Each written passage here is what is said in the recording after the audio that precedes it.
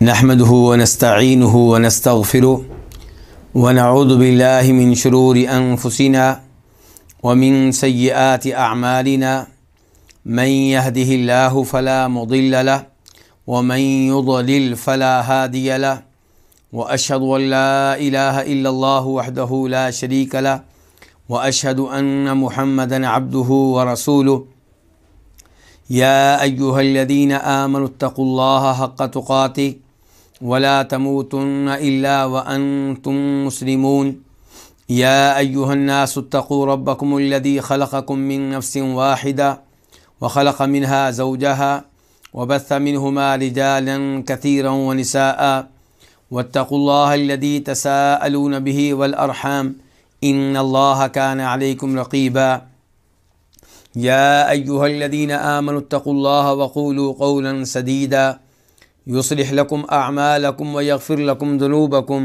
ومن يطع الله ورسوله فقد فاز فوزا عظيما أما بعد فإن خير الحديث كتاب الله وخير الهدي هدي محمد صلى الله عليه وسلم وشر الأمور محدثاتها وكل محدثة بدعة وكل بدعة ضلالة وكل ضلالة في النار۔ الوافی بما فی الصحیحین، یہ وہ عظیم کتاب ہے جس پہ ہمارا موجودہ دورہ حدیث ہو رہا ہے۔ اس کتاب میں صحیح بخاری اور صحیح مسلم کی احادیث اس انداز سے جمع کی گئی ہیں کہ احادیث میں تکرار سے بچنے کی ہر ممکن کوشش کی گئی ہے۔ احادیث کی تعداد تقریباً 2000 ہے۔ کتاب کے مؤلف نے کتاب کو 10 مقاصد میں تقسیم کیا ہے، اور ان میں سے تیسرا مقصد جو ہے وہ العبادات، یعنی ان احادیث پہ مشتمل ہے جن کا تعلق عبادات سے ہے۔ اور العبادات میں کئی ایک کتب ہیں، ان میں سے ایک کتاب وہ ہے جو حج اور عمرہ کی احادیث پہ مشتمل ہے۔ اور حج عمرہ پہ مشتمل اس کتاب میں کئی فصلیں ہیں۔ ان میں سے دوسری فصل مکہ کے فضائل اور مکہ کے احکام پہ مشتمل ہے۔ پہلی فصل کیا تھی؟ حج کے احکام اور حج کے اعمال۔ اور دوسری فصل کیا ہے؟ مکہ کے فضائل اور مکہ کے احکام۔ اور اس فصل میں کئی ابواب ہیں، ان میں سے 5واں باب آج ہم شروع کریں گے، اور جو حدیث اس باب کے نیچے آئے گی اس کا نمبر ہوگا 845 845۔ تو باب نمبر 5، باب بنیان الکعبہ، یہ باب ہے کعبہ کی بلڈنگ کے بارے میں، کعبہ کی تعمیر کے بارے میں۔ قاف، یعنی کہ اس حدیث کے بیان کرنے پہ اتفاق ہے امام بخاری کا اور امام مسلم کا۔ عن عائشہ رضی اللہ عنہا زوج النبی صلی اللہ علیہ وسلم، روایت ہے ام المؤمنین عائشہ رضی اللہ تعالیٰ عنہا سے، زوج النبی صلی اللہ علیہ وسلم جو کہ نبی کریم صلی اللہ علیہ وسلم کی وائف ہیں، آپ کی بیگم ہیں۔ ان رسول اللہ صلی اللہ علیہ وسلم قال لہا، بے شک رسول اللہ صلی اللہ علیہ وسلم نے ان سے کہا۔ کن سے کہا؟ جناب عائشہ سے۔ الم تری ان قومک لما بنوا الکعبۃ اقتصروا عن قواعد ابراہیم، الم تری، کیا تمہیں اس بات کا علم نہیں ہے؟ کیا تم نے یہ دیکھا نہیں ہے؟ تو علم ترا کا معنی کبھی ہوتا ہے آنکھوں سے دیکھنا، اور کبھی اس کا معنی ہوتا ہے معلوم کر لینا، علم لے لینا۔ مثال کے طور پہ علم ترا کیف فعل ربک باصحاب الفیل، تو یہاں پہ کیا مطلب ہے کہ کیا آپ لوگوں کو اس بات کا علم نہیں ہے کہ اللہ نے ہاتھی والوں کے ساتھ کیا کیا؟ تو یہاں پہ کیا الم تری ان قومک لما بنوا الکعبہ، کیا تمہیں معلوم نہیں ہے کہ تمہاری قوم نے جب کعبہ تعمیر کیا تو اقتصروا عن قواعد ابراہیم، تو ابراہیم علیہ السلام کی بنیادوں سے کم کر دیا، ابراہیم علیہ السلام کی بنیادوں سے بیت اللہ کو چھوٹا کر دیا، یعنی کہ ابراہیم علیہ السلام نے کعبہ کو جن بنیادوں پہ استوار کیا تھا ان بنیادوں سے بیت اللہ کو کم کر دیا گیا، ان بنیادوں پہ مکمل طور پہ بیت اللہ تعمیر نہیں کیا گیا۔ اور قوم سے مراد قریش ہیں۔ نبی علیہ السلام جناب عائشہ سے کہہ رہے ہیں کہ تمہاری قوم نے جب کعبہ تعمیر کیا، یعنی کہ میری اور تمہاری قوم نے، لیکن بات کرنے کا ایک انداز ہے جس کی وجہ سے آپ کہہ رہے ہیں کہ تمہاری قوم نے، کہ تمہاری قوم نے جب کعبہ تعمیر کیا تو انہوں نے ابراہیم علیہ السلام کی بنیادوں سے کم کر دیا، کس کو؟ بیت اللہ کو۔ مراد یہ ہے، بات آگے بڑھانے سے پہلے وضاحت کر دوں تاکہ دوست احباب اس حدیث کو اور اس روایت کو صحیح معنوں میں سمجھ سکیں، کہ آج کل کعبہ کے ساتھ وہ حصہ جس کو حتیم کہتے ہیں، جس کے اوپر میزاب ہے، پرنالہ ہے، جس سے بارش کا پانی گرتا ہے، اور اس پرنالے کے نیچے جو جگہ اس کو حتیم کہتے ہیں، اور اس کے ارد گرد چھوٹی سی دیوار بھی ہے۔ اس دیوار کے اندر جو آج کل جگہ ہے، اس میں سے کافی سارا حصہ وہ ہے جو بنیادی طور پہ بیت اللہ کا حصہ ہے، لیکن اہل مکہ نے نبی علیہ السلام کے اعلان نبوت سے پہلے جب کعبہ تعمیر کیا تو انہوں نے آپس میں عہد کیا تھا کہ ہم کعبہ تعمیر کریں گے حلال کی کمائی سے اور اس پہ حرام کا پیسہ نہیں لگائیں گے۔ جب انہوں نے اس کے لیے فنڈ جمع کیا، چندہ اکٹھا کیا، تو وہ اتنا نہیں تھا کہ وہ بیت اللہ کی تعمیر مکمل طور پہ کر سکتے، ابراہیم علیہ السلام کی بنیادوں پہ بیت اللہ کو تعمیر کر سکتے۔ اس لیے انہوں نے بیت اللہ کا اس جانب سے کچھ حصہ چھوڑ دیا جس جانب کو آج کل ہم حتیم کہتے ہیں، تو اسی کی جانب نبی علیہ السلام اشارہ کر رہے ہیں اور فرما رہے ہیں کہ تمہاری قوم نے جب کعبہ تعمیر کیا تو انہوں نے ابراہیم علیہ السلام کی بنیادوں سے کعبہ کو کم کر دیا، چھوٹا کر دیا۔ فقلت یا رسول اللہ، تو میں نے کہا اے اللہ کے رسول، یہ کون کہہ رہی ہیں؟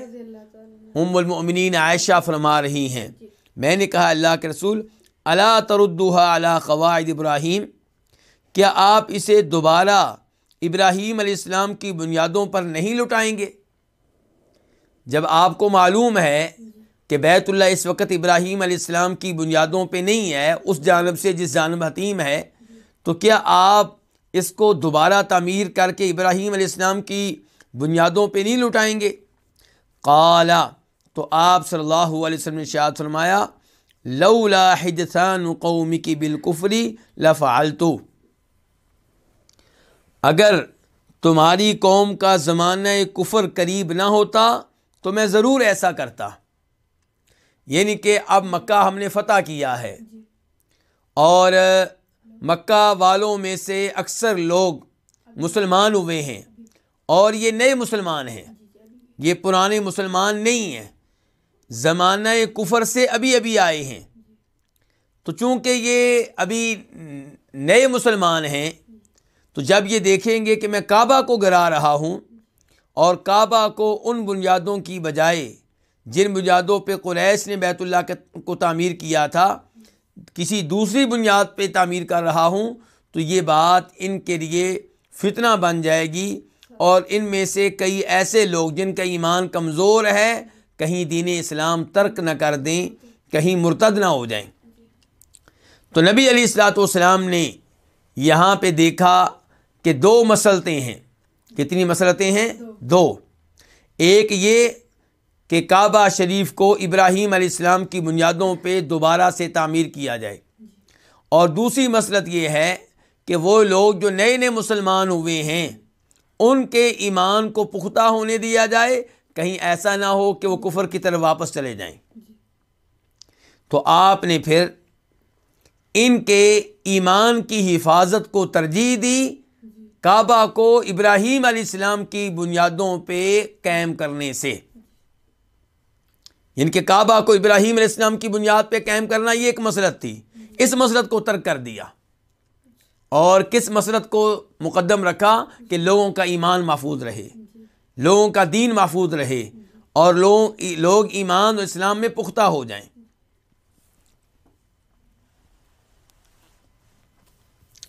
فقال عبداللہ، تو عبداللہ کہتے ہیں، اب یہ عبداللہ کون سے ہیں؟ یہ عبداللہ بن عمر ہیں۔ سوال پیدا ہوگا یہ اچانک کہاں سے آ گئے؟ تو اس کے لیے میں آپ کو حدیث کے آغاز کی طرف لے جانا چاہوں گا۔ اس حدیث کو بیان کرنے والی کون ہے؟ ام المؤمنین عائشہ رضی اللہ تعالی عنہا۔ اور جب آپ صحیح بخاری اور صحیح مسلم میں اس حدیث کو کھولیں گے اور اس کی سند کا تفصیل کے ساتھ دراسہ کریں گے، اسٹڈی کریں گے، تو آپ کو پتہ چلے گا کہ یہ روایت بیان کرنے والے عبداللہ بن عمر کے بیٹے سالم ہیں۔ عبداللہ بن عمر کے بیٹے کون ہیں؟ سالم۔ سالم بن عبداللہ بن عمر بہت بڑے محدث، بہت بڑے فقیہ، فقہائے مدینہ میں ان کا شمار ہوتا ہے۔ تو وہ کہتے ہیں، کون؟ سالم بن عبداللہ بن عمر، یعنی کہ جناب عمر کے پوتے، عبداللہ بن عمر کے بیٹے اور ہمارے دوسرے خلیفہ جناب عمر کے پوتے۔ تو سالم بن عبداللہ بن عمر کہتے ہیں کہ عبداللہ بن محمد بن ابو بکر نے بتایا میرے باپ عبداللہ بن عمر کو۔ کس نے بتایا؟ عبداللہ بن محمد بن ابو بکر صدیق، یعنی کہ عمر فاروق کے پوتے سالم کہہ رہے ہیں کہ میرے والد کو ابو بکر صدیق کے پوتے عبداللہ بن محمد نے بتایا۔ کیا بتایا؟ یہ حدیث بتائی جس کو جناب عائشہ روایت کر رہی ہیں، یعنی کہ جناب عائشہ سے یہ حدیث لے کر عبداللہ بن عمر کو کس نے پھر بتائی تھی؟ عبداللہ بن محمد بن ابو بکر نے، یعنی کہ جناب عائشہ کے بھتیجے نے، جناب عائشہ کے بھتیجے عبداللہ بن محمد بن ابو بکر نے یہ روایت لی اپنی پھپھو جناب عائشہ سے اور بتائی کس کو؟ صحابی عبداللہ بن عمر کو۔ تو صحابی کو بتانے والے کون ہوئے؟ تابعی، یعنی کہ جناب عائشہ صحابیہ ہیں، ان سے روایت لی ہے کس نے؟ تابعی نے۔ وہ کون ہیں؟ ان کے بھتیجے عبداللہ بن محمد بن ابو بکر۔ اور اس تابعی نے حدیث کس کو بتائی ہے؟ صحابی عبداللہ بن عمر کو۔ ان سے کہہ رہے ہیں کہ میں نے اپنی پھپھو سے حدیث سنی ہے۔ اور یہ ساری بات بیان کرنے والے کون ہیں؟ عبداللہ بن عمر کے بیٹے سالم اور جناب عمر فاروق کے پوتے سالم۔ تو اب یہ پوری روایت بیان کرنے کے بعد سالم کہتے ہیں کہ فقال عبداللہ نے کہا، یعنی کہ میرے والد صاحب نے کہا، میرے والد صاحب نے جب یہ حدیث سنی عبداللہ بن محمد بن ابو بکر سے، تو میرے والد صاحب نے کہا لَإِنْ كَانَتْ عَائِشَةُ رضی اللہ عنہا سمعت هذا من رسول اللہ صلی اللہ علیہ وسلم ما ارى رسول اللہ صلی اللہ علیہ وسلم ترك استلام الركنين اللذين يليان الحجر الا ان البيت لم يتمم على قواعد ابراہیم، کہ اگر ام المومنین عائشہ نے یہ حدیث نبی علیہ الصلوۃ والسلام سے سنی ہے تو میں نہیں گمان کرتا، میرا نہیں خیال کہ نبی علیہ الصلوۃ والسلام نے بیت اللہ کے ان دو ارکان کے استلام کو ترک کیا ہے جو حتیم کے قریب ہیں، مگر اس لیے کہ بیت اللہ کی تعمیر ابراہیم علیہ السلام کی بنیادوں پہ پوری نہیں کی گئی۔ کیا مفہوم نکلا اس کا؟ عبداللہ بن عمر کہنا چاہتے ہیں کہ مجھے یہ حدیث معلوم نہیں تھی جو جناب عائشہ بتا رہی ہیں، اور اگر انہوں نے یہ حدیث اللہ کے رسول سے سنی ہے صلی اللہ علیہ وسلم، اور یقیناً انہوں نے اللہ کے رسول سے سنی ہے، لیکن یہ بات کرنے کا ایک طریقہ ہوتا ہے کہ اگر انہوں نے اللہ کے رسول سے بات سنی ہے تو پھر میں اس روایت سے یہ نتیجہ نکال رہا ہوں کہ نبی علیہ الصلوۃ والسلام نے جب طواف کیا تھا، جب عمرہ کیا تھا، جب حج کیا تھا، تو کعبہ شریف کے 4 کناروں میں سے، 4 کونوں میں سے 4 ارکان میں سے 2 کو آپ نے ہاتھ لگایا تھا، استلام کیا تھا۔ ایک وہ جس کو رکن یمانی کہتے ہیں، اور ایک وہ جس کے ساتھ آج حجر اسود ہے۔ تو ان 2 کو آپ نے ہاتھ لگایا، لیکن بیت اللہ کے وہ 2 کنارے، وہ 2 کونے، وہ 2 ارکان جو حتیم کے قریب ہیں ان کو ہاتھ نہیں لگایا۔ کہتے ہیں اب مجھے پتا چلا ہے کہ اللہ کے رسول نے ان کو ہاتھ کیوں نہیں لگایا۔ ان کے جناب عائشہ کی بیان کردہ یہ حدیث سننے کے بعد مجھے پتا چلا ہے، اب میں نے یہ نتیجہ نکالا ہے کہ چونکہ وہ 2 کونے ابراہیم علیہ السلام کی بنیادوں پہ قائم نہیں ہیں، اس لیے اللہ کے رسول نے ان کو ہاتھ نہیں لگایا۔ یہ کون کہہ رہے ہیں؟ جناب عبداللہ بن عمر کہہ رہے ہیں رضی اللہ تعالی عنہما۔ تو یہاں پہ لفظ کیا ہے؟ یلیان الحجرہ، جو ہجر سے قریب ہیں، بیت اللہ کے وہ 2 کونے جو ہجر سے قریب ہیں۔ ہجر سے مراد کیا؟ حتیم۔ ہجر سے مراد کیا ہے؟ حتیم۔ اس کے بعد وفی روایت لہما، اور ان دونوں کی ایک روایت میں ہے، کن دونوں کی ایک روایت میں ہے؟ بخاری و مسلم کی ایک روایت میں ہے، قالت، کہ جناب عائشہ فرماتی ہیں سألت النبی صلی اللہ علیہ وسلم عن الجدری، میں نے نبی صلی اللہ علیہ وسلم سے سوال کیا حتیم کے بارے میں۔ جدر سے بھی یہاں پہ مراد کیا؟ حتیم۔ ہجر سے بھی مراد کیا تھا؟ حتیم۔ تو میں نے آپ سے سوال کیا کس کے بارے میں؟ حتیم کے بارے میں۔ امین البیت ہوا، کیا وہ بیت اللہ میں سے ہے؟ کیا وہ بیت اللہ کا حصہ ہے؟ کون سوال کر رہی ہیں؟ جناب عائشہ۔ کس سے؟ نبی کریم صلی اللہ علیہ وسلم سے۔ قال نعم، تو آپ نے کہا ہاں۔ قلت، میں نے کہا، یہ کون کہہ رہی ہیں؟ جناب عائشہ۔ کس سے کہا؟ اللہ کے رسول علیہ الصلوۃ والسلام سے۔ میں نے کہا فما لهم لم يدخلوه في البيت، تو انہیں کیا ہے، ان کے قریشیوں کو جنہوں نے کعبہ تعمیر کیا تھا، انہیں کیا ہے کہ انہوں نے اس کو بیت اللہ میں داخل نہیں کیا؟ حتیم اگر بیت اللہ کا حصہ تو انہوں نے اس کو باہر کیوں چھوڑ دیا ہے؟ قال، تو آپ نے فرمایا ان قومک قصرت بہم النفقہ، کہ تمہاری قوم کا جمع کیا ہوا فنڈ کم ہو گیا تھا۔ جو چندہ انہوں نے جمع کیا تھا بیت اللہ کی تعمیر کے لیے، وہ کیا ہو گیا تھا؟ کم ہو گیا تھا۔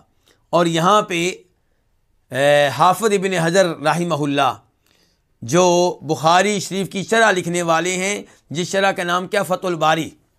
حافظ ابن حجر الاسقلانی، انہوں نے شرح لکھی ہے بخاری شریف کی جس کا نام کیا؟ فتح الباری۔ وہاں پہ لکھتے ہیں کہ یہ جو کہہ رہے ہیں نبی علیہ الصلوۃ والسلام جناب عائشہ سے کہ تمہاری قوم کا جمع کیا ہوا مال کم ہو گیا تھا، تو اس سے مراد وہ مال ہے جو پاک مال تھا، حلال مال تھا،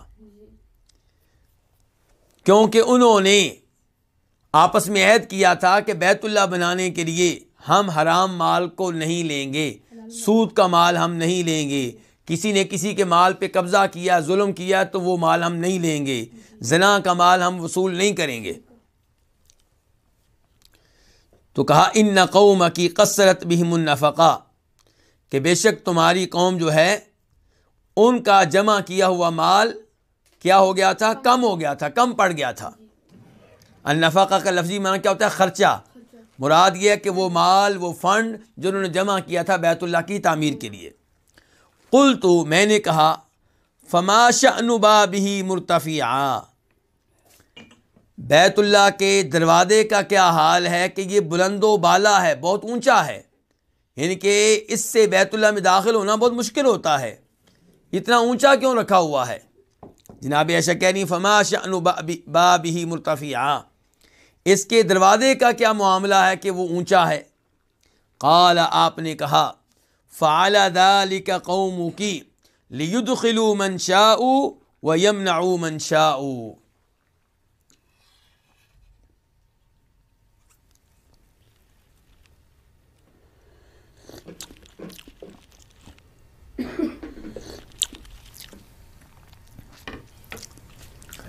تمہاری قوم نے یہ کام کیا، کیا کام کیا؟ کہ بیت اللہ کے دروازے کو اونچا کر دیا۔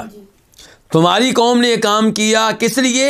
تاکہ وہ داخل کریں منشاؤ، جس کو چاہیں، وَيَمْنَعُ مَنْشَاءُ، اور روک دیں جس کو چاہیں، یعنی کہ لوگوں کی مرضی نہ چلے بلکہ ان کی مرضی چلے، ان کی چودراہٹ چلے۔ ولولا ان قومکی حدیث عہدہم بالجاہلیہ فاخاف ان تنکر قلوبہم ان ادخل الجدر فی البیت وان الصق بابہ بالارض. اگر یہ بات نہ ہوتی کہ تمہاری قوم زمانہ جاہلیت سے قریب ہے.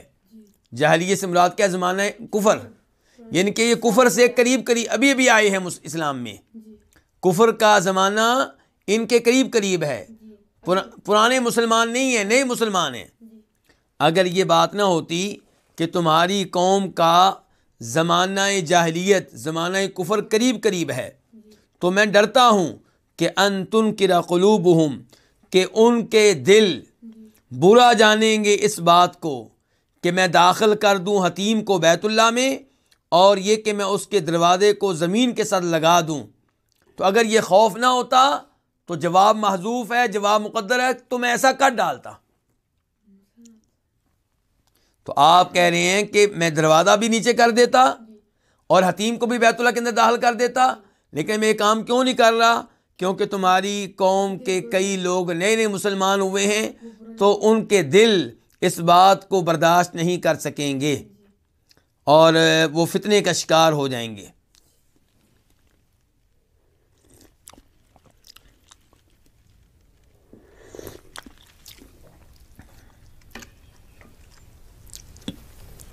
یہ ایک ہی حدیث ہے اور اس کی مختلف روایات ساتھ ساتھ ذکر کی گئی ہیں.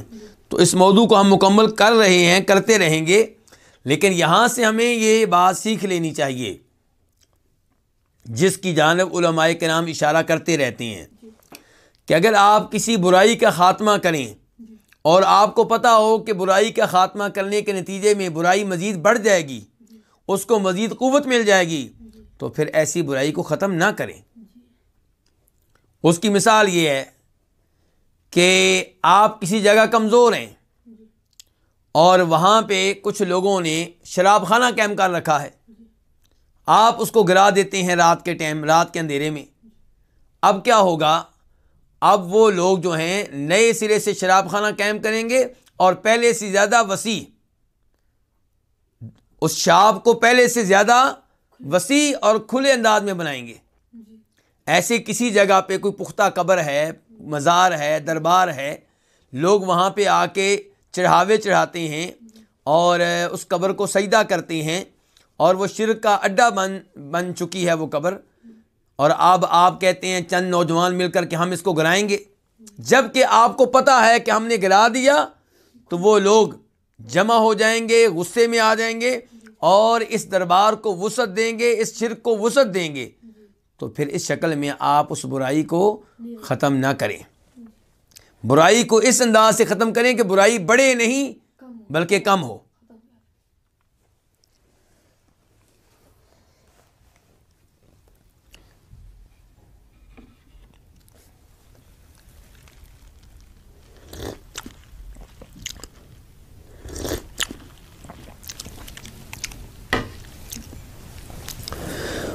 وفی روایت لمسلم، اور مسلم شریف کی ایک روایت میں ہے، یعنی حدیث وہی ہے لیکن اس حدیث کی کئی اور روایات بھی ہیں، تو ان میں کچھ زائد معلومات بھی آئی ہیں بیت اللہ کی تعمیر کے تعلق سے، بیت اللہ کی عمارت کے تعلق سے.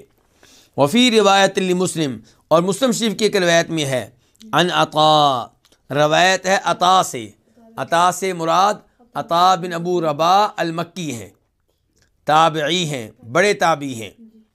قال، وہ کہتے ہیں، لما احترق البیت زمن یزید ابن معاویہ، جب یزید بن معاویہ کے زمانے میں بیت اللہ جل گیا، بیت اللہ کو آگ لگ گئی. حین غزاها اہل الشام، جب کہ مکہ پہ حملہ کیا تھا اہل شام نے. اب یہاں پہ ایک تھوڑی بہت وضاحت کرنا پڑے گی.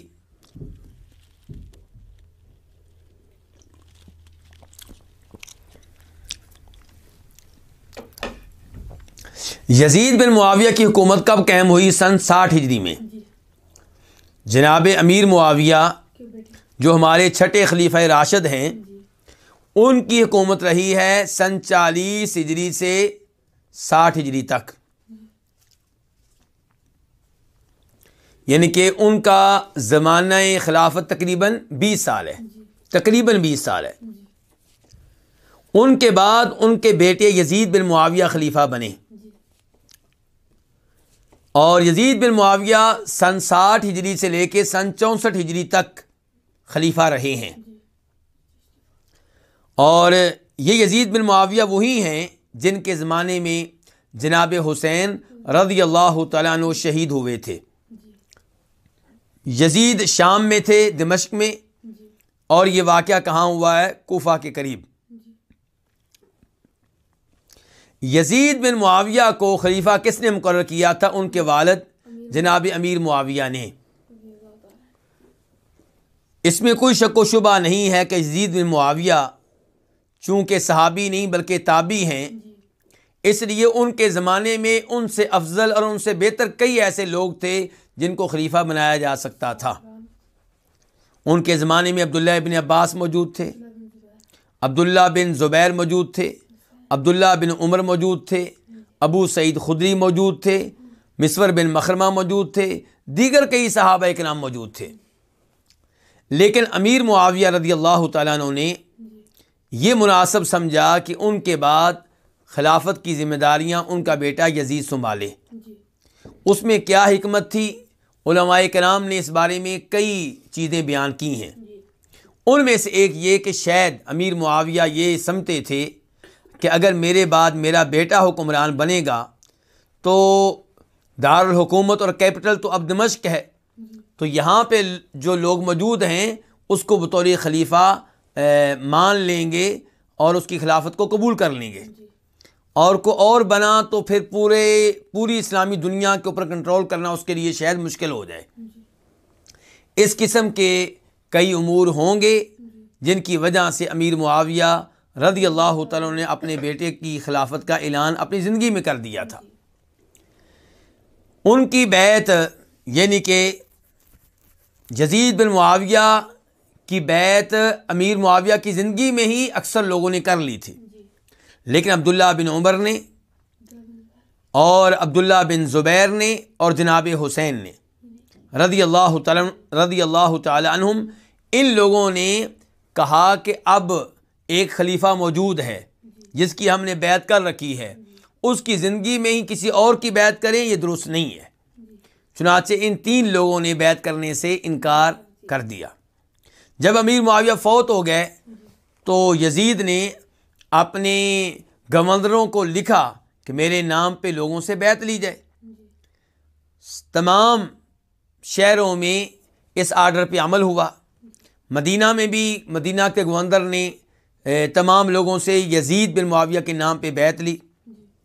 سب نے بیعت کی، لیکن جناب حسین نے کہا کہ مجھے وقت دیا جائے، مہلت دی جائے، میں فی الحال بیعت نہیں کروں گا۔ عبداللہ بن زبیر رضی اللہ عنہما نے بھی وقت مانگا اور فوری طور پہ بیعت نہیں کی۔ عبداللہ بن عمر نے بیعت کر لی، دیگر صحابہ کرام نے بھی بیعت کر لی۔ اب کیا ہوا؟ جس رات جناب حسین عبداللہ بن زبیر کو بیعت کے لیے طلب کیا گیا تھا لیکن انہوں نے بیعت نہیں کی، اسی رات یہ دونوں نکل کے مکہ پہنچ گئے۔ جناب حسین وہاں پہ عرصہ رہے اور پھر کوفہ والوں کے کہنے پہ کوفہ چلے گئے۔ کوفہ والوں نے کہا کہ ہم آپ کو یہاں دیکھنا چاہتے ہیں۔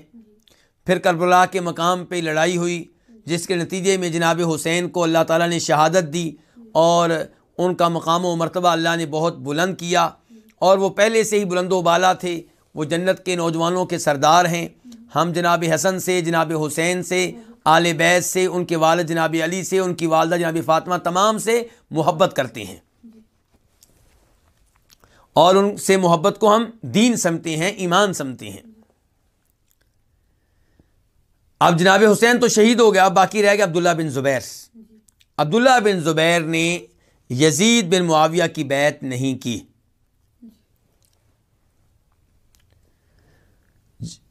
عبداللہ بن زبیر مکہ میں رہے اور وہاں انہیں کافی سارے لوگ بھی مل گئے جو ان کے ساتھی بن گئے، ان کی فوج کا حصہ بن گئے، اور عبداللہ بن زبیر نے وہاں پہ خلافت کا اعلان کر دیا۔ اب یزید بن معاویہ نے شام سے لشکر بھیجا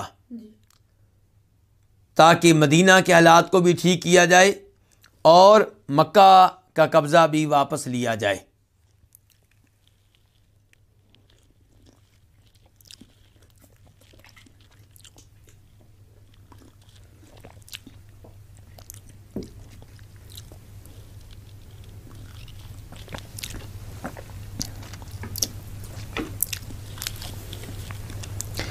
تو جب شام والوں کا لشکر مکہ پہنچا تو انہوں نے مکہ کا محاصرہ کر لیا۔ عبداللہ بن زبیر رضی اللہ تعالی عنہ مکہ سے باہر نہیں نکلے اس لشکر کا مقابلہ کرنے کے لیے، انہوں نے مکہ کے اندر رہنے کو ترجیح دی۔ چنانچہ شام سے آنے والے لشکر نے مکہ کا محاصرہ کر لیا۔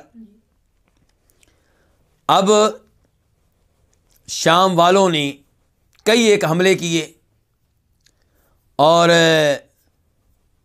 ان حملوں میں یہ ہوا کہ بیت اللہ کو آگ لگ گئی، بیت اللہ جل گیا۔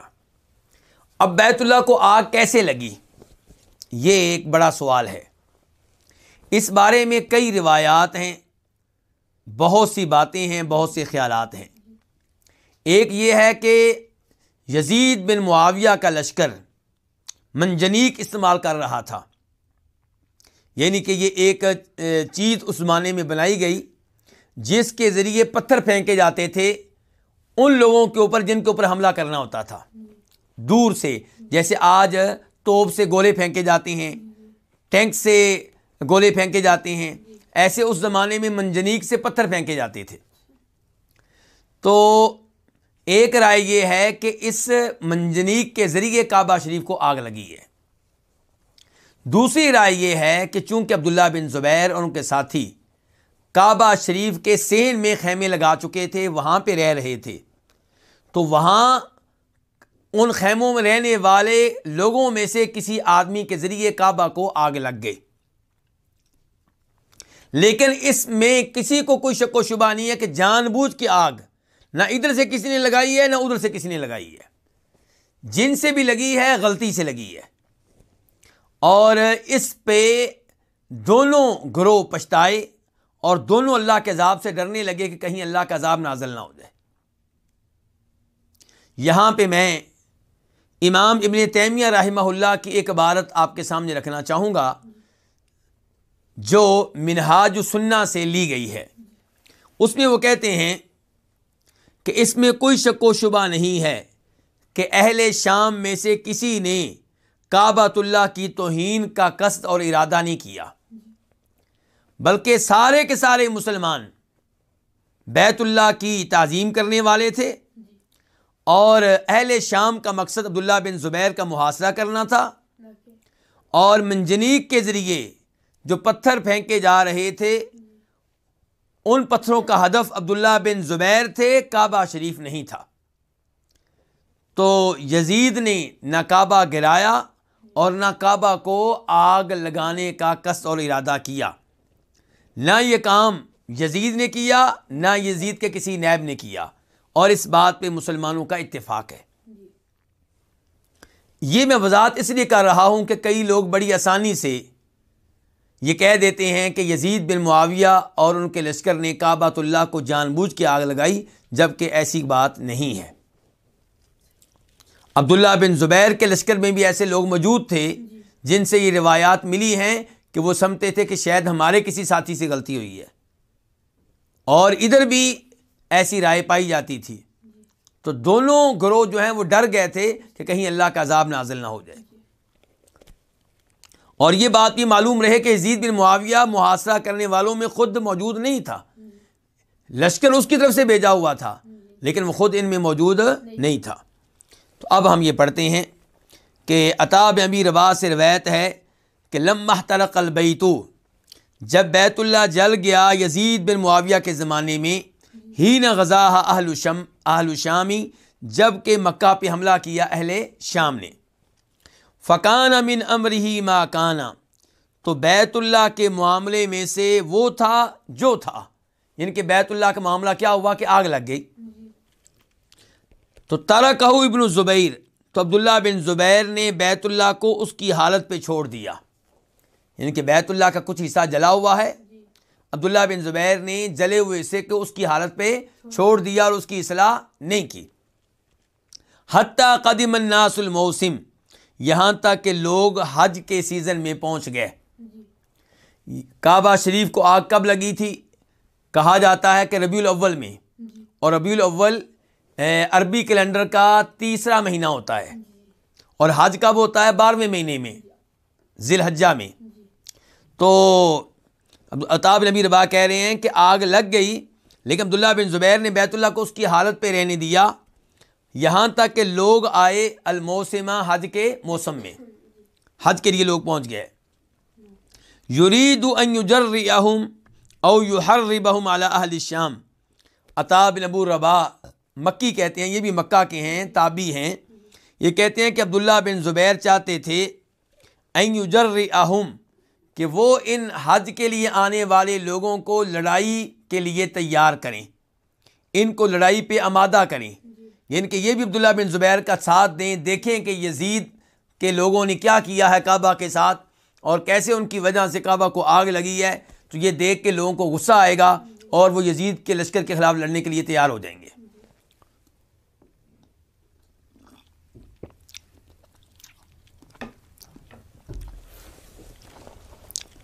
تو یرید ان یجرئہم، عطا بن ابو رباح مکی کہہ رہے ہیں کہ عبداللہ بن زبیر چاہتے تھے کہ ان کو لڑائی پہ آمادہ کریں.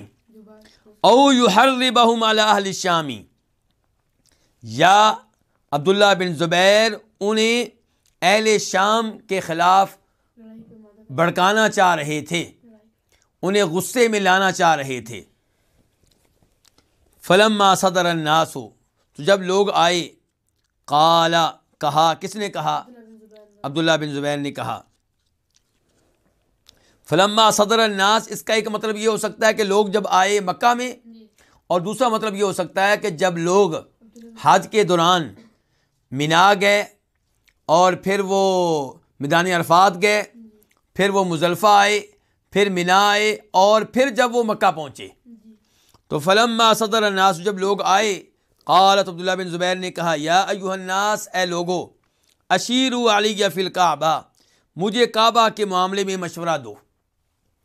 انقضھا، میں کعبہ شریف کو گرا دوں، ثم ابنی بناءھا، پھر میں اس کی نئی تعمیر کروں، پھر اسے میں اثر نو بناؤں. او اصلح ما وہا منہا، یا جو اس میں سے بوسیدہ ہو چکا ہے، کمزور ہو چکا ہے، میں اس کی مرمت کرا دوں، اس کی اصلاح کرا دوں. کیا کروں مجھے بتاؤ. قال ابن عباس، تو عبداللہ بن عباس نے کہا جو وہاں پہ موجود تھے، فإنی قد فرق لی رأی فیہا، میرے لیے اس معاملے میں ایک رائے واضح ہوئی ہے، یعنی کہ میرے ذہن میں ایک رائے آئی ہے اور مجھے اس کے اوپر اطمینان ہے. میری دو رائے نہیں ہے، میرے لیے ایک رائے واضح ہوئی ہے اور میں اس کے اوپر مطمئن ہوں. وہ رائے آپ کو دینا چاہتا ہوں. ارا ان تصلح ما وہا منہا، میری رائے یہ ہے کہ اس میں سے جو کمزور ہو چکا ہے آپ اس کی مرمت کروا دیں، اس کی اصلاح کروا دیں، اسے ٹھیک کروا دیں. وتدع بیتا اسلم الناس علیہ، اور آپ اسی بیت اللہ کو رہنے دیں جس پہ لوگ مسلمان ہوئے، یعنی کہ جب لوگ مسلمان ہوئے تو یہی بیت اللہ تھا، یہی اس کی یعنی کہ عمارت تھی. تو آپ اس عمارت کو رہنے دیں جس پہ لوگ مسلمان ہوئے. وَأَحْجَارًا أَسْلَمَ النَّاسُ عَلَيْهِ، اور آپ ان پتھروں کو رہنے دیں جن پتھروں پہ لوگ مسلمان ہوئے. وَبُعِثَ عَلَيْهَا النَّبِيُّ، اور آپ ان پتھروں کو رہنے دیں جن پہ نبی علیہ الصلوۃ والسلام کو مبعوث کیا گیا، یعنی کہ یہ وہ بیت اللہ ہے، یہ بیت اللہ کی وہ عمارت ہے، یہ بیت اللہ کی وہ اینٹیں ہیں، یہ بیت اللہ کے وہ پتھر ہیں جن پتھروں پہ لوگ مسلمان ہوئے، یعنی کہ اسی عمارت کے زمانے میں دین اسلام آیا، نبی علیہ الصلوۃ والسلام نبی بنے اور لوگ مسلمان ہوئے، تو اس لیے آپ انہی پتھروں کو رہنے دیں، اسی عمارت کو آپ رہنے دیں اور اس کو تبدیل نہ کریں۔ فقال ابن الزبیر، تو عبداللہ بن زبیر فرمانے لگے، لو کان احدکم احترق بیتہ ما رضی حتی یجدہ فکیف بیت ربکم، اگر تم میں سے کسی کا گھر جل جائے، تم میں سے کسی کے گھر کو آگ لگ جائے، ما رضی، تو وہ راضی نہیں ہوگا، مطمئن نہیں ہوگا، حتیٰ کہ اس کو نئے سرے سے بنا لے۔ تم میں سے کسی کا گھر جل جائے تو اس وقت تک مطمئن نہیں ہوگا جب تک کہ اس کو نئے سرے سے نہ بنا لے۔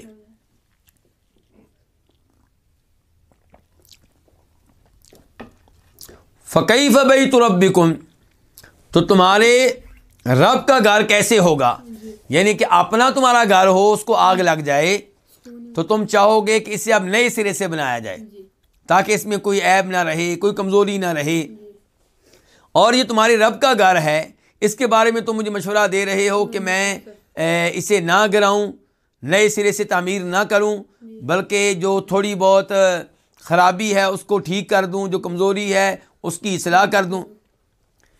انی مستخیر ربی ثلاثا، میں اپنے رب سے 3 راتیں استخارہ کرنے والا ہوں۔ کتنی راتیں استخارہ کروں گا؟ 3 راتیں۔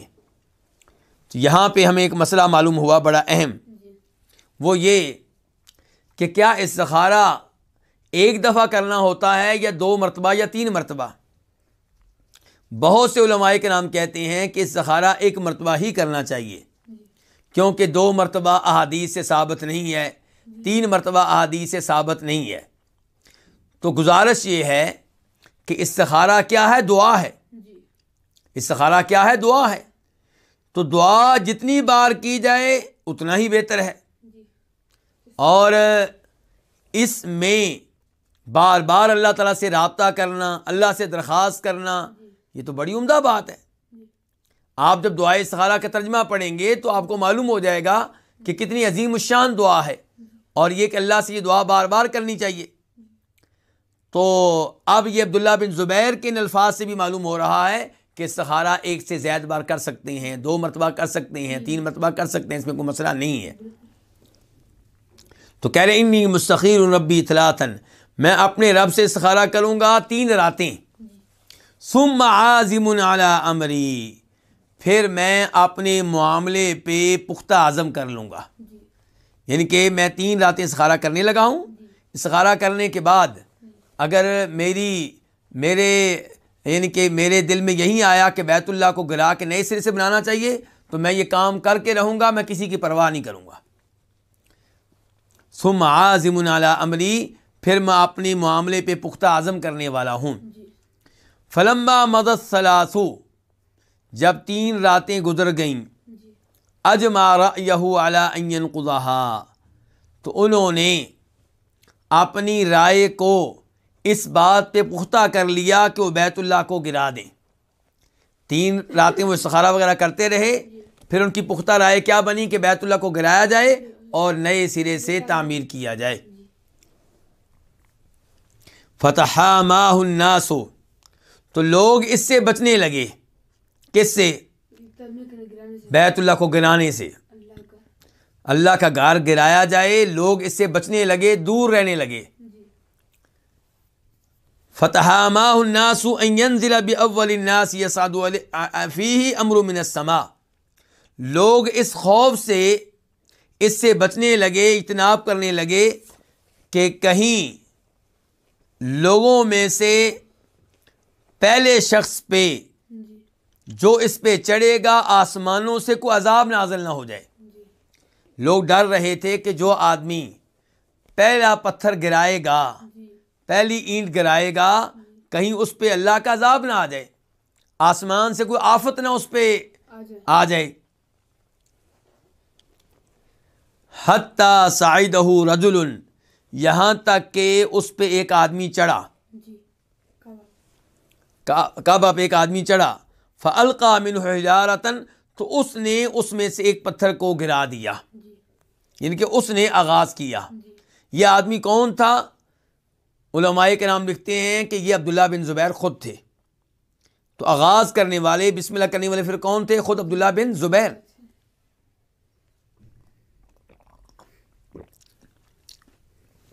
لوگ تو ڈر رہے تھے کہ کہیں اللہ کا عذاب نہ آ جائے، لیکن عبداللہ بن زبیر مطمئن تھے، کیونکہ ان کو پتا تھا کہ میرا ارادہ بیت اللہ کی توہین کا نہیں ہے، بلکہ میرا ارادہ بیت اللہ کی تعظیم کا ہے۔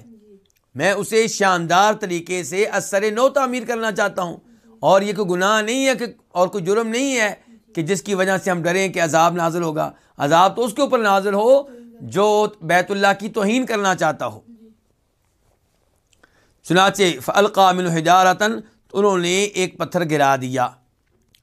فَلَمَّا لَمْ يَرَهُ النَّاسُ أَصَابَهُ شَيْءٌ تَتَابَعُوا، جب لوگوں نے اسے نہیں دیکھا، کس کو؟ اس پہلے آدمی کو، یعنی کہ عبداللہ بن زبیر کو، جب لوگوں نے اس کو نہیں دیکھا کہ اس پہ کوئی چیز نازل ہوئی ہو، اس پہ کوئی عذاب آیا ہو، تو تتابعوا، وہ یکے بعد دیگرے گرانے لگے، پھر باقی لوگوں نے بھی حصہ لیا، وہ بھی پتھر گرانے لگے۔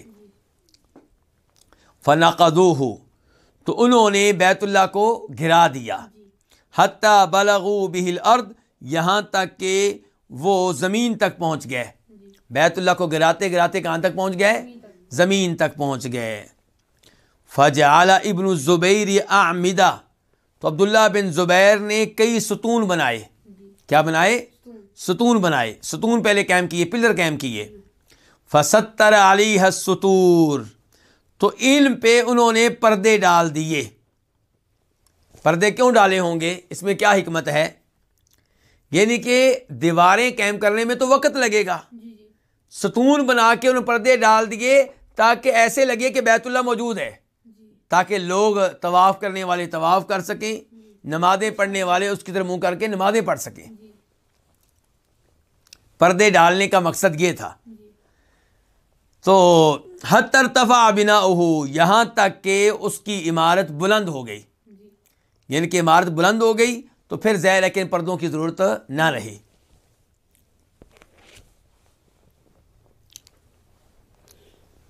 وقال ابن الزبیر، عبداللہ بن زبیر کہتے ہیں، انی سمعت عائشہ، میں نے ام المؤمنین عائشہ سے سنا، تقول، وہ کہہ رہی تھیں، ان النبی صلی اللہ علیہ وسلم قال، کہ بے شک نبی علیہ الصلوۃ والسلام نے فرمایا، لولا ان الناس حدیث عہدہم بکفر، اگر اب عبداللہ بن زبیر یعنی کہ اس موقع پہ لوگوں سے کہہ رہی ہیں، لوگوں کو مطمئن کرنے کے لیے کہ میں کیوں کعبہ شریف گرا رہا ہوں، کیوں نئے سرے سے بنا رہا ہوں، ان کو کہتے ہیں کہ میں نے اس معاملے میں حدیث سنی ہے۔ کس سے؟ ام المومنین عائشہ سے، ان کے اپنی خالہ سے۔ میں نے اپنی خالہ سے حدیث سنی ہے، کیونکہ عبداللہ بن زبیر کی والدہ کون ہے؟ اسماء رضی اللہ تعالیٰ عنہا، اور جناب اسماء اور جناب عائشہ کیا ہیں؟ بہنیں ہیں۔ تو عبداللہ بن زبیر ان کے کیا لگے؟ یہ ان کے بانجے ہیں۔ بلکہ عبداللہ بن زبیر وہی ہیں جن کے نام پہ جناب عائشہ نے اپنی کنیت رکھی تھی، ام عبداللہ۔ جناب عائشہ کی کنیت کیا تھی؟ ام عبداللہ، اب ان کی کوئی اولاد نہیں تھی۔ تو اللہ کے رسول علیہ السلام سے مشورہ کیا، اور آپ سے مشورے کے نتیجے میں اپنے بانجے عبداللہ بن زبیر کے نام پہ اپنی کنیت کیا رکھی تھی؟ ام عبداللہ۔ یہ عبداللہ بن زبیر بہت بڑے صحابی ہیں۔ ان کے والد زبیر بن عوام عشرہ مبشرہ میں سے ہیں، ان 10 صحابہ کرام میں سے جن کو ایک ہی مجلس میں جنت کی دنیا میں خوشخبری ملی۔ اور عبداللہ بن زبیر بھی خود بہت بڑے صحابی ہیں۔ جب مسلمان مکہ سے ہجرت کر کے مدینہ آئے تو مدینہ میں مہاجرین کے گھروں میں جو بچہ سب سے پہلے پیدا ہوا وہ عبداللہ بن زبیر تھے، اور ان کی والدہ اسماء نے ان کو نبی علیہ الصلوۃ والسلام کی طرف بھیجا تاکہ آپ ان کو گھٹی دیں، تو آپ ہی نے ان کو سب سے پہلے گھٹی دی تھی۔ تو یہ ہیں عبداللہ بن زبیر، بہت عظیم الشان عظیم المقام صحابی ہیں۔ عبداللہ بن زبیر کہتے ہیں، انی سمعت عائشہ، میں نے اپنی خالہ ام المؤمنین عائشہ سے سنا، تقول، وہ کہہ رہی تھی کہ ان النبی صلی اللہ علیہ وسلم قال، کہ بے شک نبی علیہ الصلوۃ والسلام نے فرمایا، لولا ان الناس حدیث عہدہم بکفر، اگر یہ بات نہ ہو کہ لوگوں کا زمانہ کفر قریب قریب ہے. لوگوں سے مراد کون ہے؟ قریشی. وَلَيْسَ عِنْدِي مِنَ النَّفَقَةِ مَا يُقَوِّي عَلَى بِنَائِهِ، جب کہ میرے پاس اتنا مال نہیں ہے کہ جو اس کی تعمیر پہ میرا معاون بن سکے، میرا مددگار بن سکے. تو اگر یہ دو باتیں نہ ہوں تو لَكُنْتُ أَدْخَلْتُ فِيهِ مِنَ الْحِجْرِ 5 أَذْرُعٍ، تو میں اس میں داخل کر دوں. کس میں؟ بیت اللہ میں. بیت اللہ میں 5 ہاتھ داخل کر دوں من الحجری، حتیم میں سے. تو آپ نے یہاں پہ اس حدیث میں کتنے سبب بیان کیے ہیں بیت اللہ کو نہ گرانے کے اور اثر نو تعمیر نہ کرنے کے؟ 2 سبب بیان کیے ہیں. پہلا سبب یہ کہ قریشی لوگ مکہ فتح ہوتے وقت نئے نئے مسلمان ہوئے ہیں، تو اگر میں بیت اللہ کو گرا کے اثر نو بناؤں گا تو یہ اس چیز کو بہت بڑا سمجھیں گے اور یہ چیز ان سے ہضم نہیں ہو سکے گی، یہ چیز ان کی عقل میں اتر نہیں سکے گی. تو ہو سکتا ہے کہ یہ مرتد ہو جائیں اور اسلام سے نکل جائیں. دوسرا فرمایا کہ میرے پاس اتنا مال بھی نہیں ہے کہ جس مال سے میں بیت اللہ کو تعمیر کر سکوں. یہ 2 سبب ذکر کر رہے ہیں عبداللہ بن زبیر اپنی خالہ جناب عائشہ سے، اور وہ کہتی ہیں کہ میں نے نبی علیہ السلام کو یہ فرماتے ہوئے سنا ہے. تو آپ فرما رہے ہیں اگر یہ 2 سبب نہ ہوتے تو میں کیا کرتا؟ بیت اللہ میں حتیم کے 5 ہاتھ داخل کر دیتا. کتنا حتیم کا حصہ؟ 5 ہاتھ.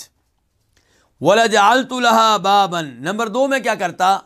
میں کعبہ شریف کا ایک دروازہ بنا دیتا، يَدْخُلُ النَّاسُ مِنْهُ، جس سے لوگ داخل ہوتے، وَبَابًا، اور ایک اور دروازہ بنا دیتا يَخْرُجُونَ مِنْهُ، جس سے لوگ نکلتے. یعنی کہ ایک مشرقی جانب دروازہ بنا دیتا جس سے لوگ داخل ہوتے، اور ایک مغربی جانب جس سے لوگ نکلتے. 2 دروازے میں بنا دیتا. اس کے بعد کیا ہوا؟ اس کے بعد جو کچھ ہوا وہ مسلم شریف میں تو موجود ہے. یہ روایت جو بھی ہم پڑھ رہے ہیں کہاں سے لی گئی ہے؟ مسلم شریف سے. اس کے بعد جو کچھ ہوا وہ مسلم شریف میں موجود ہے، لیکن ہماری کتاب الوافی میں موجود نہیں ہے. یہ تقریباً 3-4 لائنیں بنتی ہیں اور مجھے لگتا ہے کہ یہ غلطی سے رہ گئی ہیں.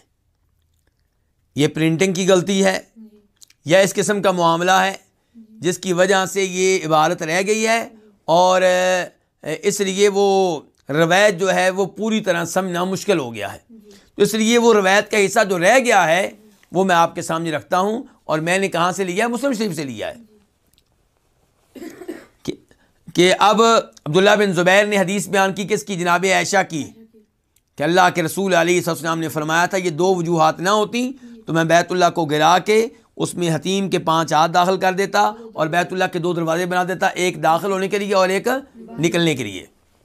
اس کے بعد کہتے ہیں عبداللہ بن زبیر قال فَأَنَا الْيَوْمَ أَجِدُ مَا أُنْفِقُ وَلَسْتُ أَخَافُ النَّاسِ، کہتے ہیں کہ میں آج وہ مال پاتا ہوں، میرے پاس وہ مال موجود ہے جو میں خرچ کر سکتا ہوں. کس پہ خرچ کر سکتا ہوں؟ کعبہ پہ، کعبہ کی تعمیر پہ، کعبہ کی عمارت پہ. میرے پاس اتنا مال موجود ہے کہ جس سے میں بیت اللہ کو تعمیر کر سکتا ہوں، بنا سکتا ہوں. وَلَسْتُ أَخَافُ النَّاسِ، اور مجھے لوگوں کا بھی خدشہ نہیں ہے، خطرہ نہیں ہے. اللہ کے رسول کو خطرہ تھا، عبداللہ بن زبیر کو نہیں ہے. اس کی کیا وجہ ہے؟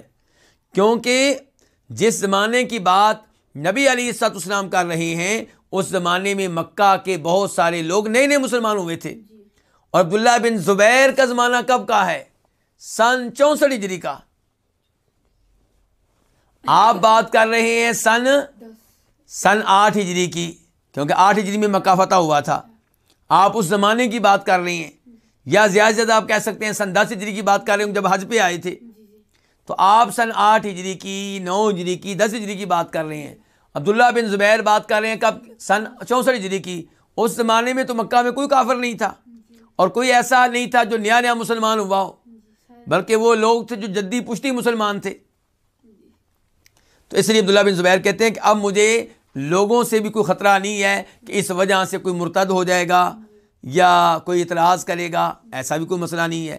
مال بھی موجود اور لوگوں کے بارے میں کوئی خوف و خطرہ، کوئی خدشہ نہیں ہے. قال وہ کہتے ہیں کون؟ عطا بن ابو رباح. وہ کہتے ہیں فزاد فیہ 5 اذرع من الحجر. تو عبداللہ بن زبیر نے بیت اللہ میں حتیم سے 5 حصوں کا اضافہ کر دیا. یعنی کہ 5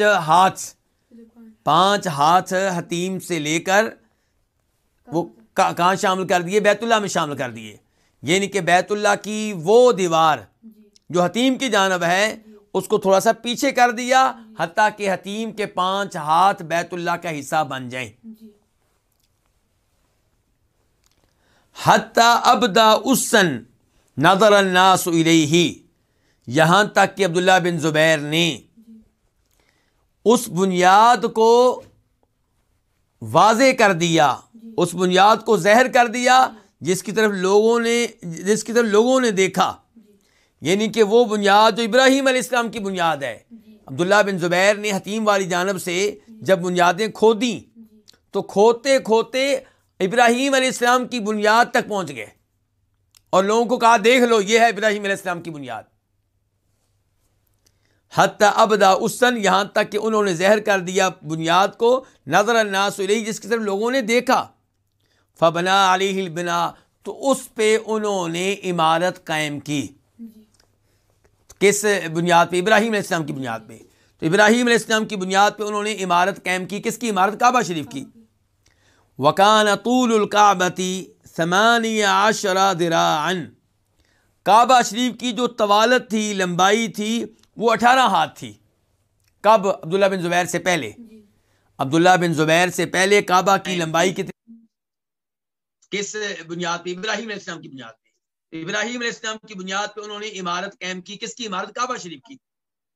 وَكَانَ طُولُ الْكَعْبَةِ 18 ذِرَاعًا.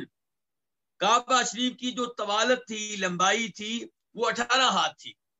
کب؟ عبداللہ بن زبیر سے پہلے. عبداللہ بن زبیر سے پہلے کعبہ کی لمبائی کتنی تھی؟ لمبائی اوپر کو کتنی تھی؟ 18 ہاتھ. فلما زاد فیہ، تو جب اس میں اضافہ کر دیا، کس نے؟ عبداللہ بن زبیر نے. جب عبداللہ بن زبیر نے اس میں اضافہ کیا، کس میں؟ بیت اللہ میں. ان کے حتیم کو بھی حصہ بنا دیا، وسیع کر دیا.